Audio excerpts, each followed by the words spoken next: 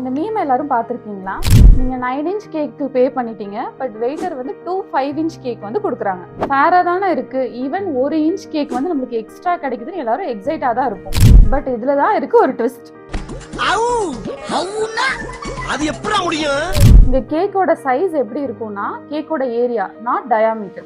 So 9 inch cake எடுக்கிறோம் அப்படின்னா அதோட ஏரியா கால்குலேட் பண்ணும்போது πr². ஸோ இந்த ஆர் அப்படிங்கிறது 4.5 வரும். ஸோ அப்படி கால்குலேட் பண்ணும்போது 63.6 வரும். ஸோ 5 இன்ச் கேக்கை எடுத்துட்டு அதோட ஏரியா கண்டுபிடிக்கும் போது அதுவும் πr² தான். இங்கே r is equal to 2.5 வரும். ஸோ அதுக்கு ஏரியா கால்குலேட் பண்ணும்போது 19.6 ஸ்கொயர் மீட்டர் வரும். அவங்க 5 இன்ச் கேக் வந்து 2 கொடுக்கறனால அதை மல்டிபிள் இன்ட்டு 2 பண்ணும்போது 39.2 ஸ்கொயர் கிடைக்கும். ஸோ இப்போ கம்பேர் பண்ணுங்க, 63.6 பெருசா இல்லை 39.2 பெருசா?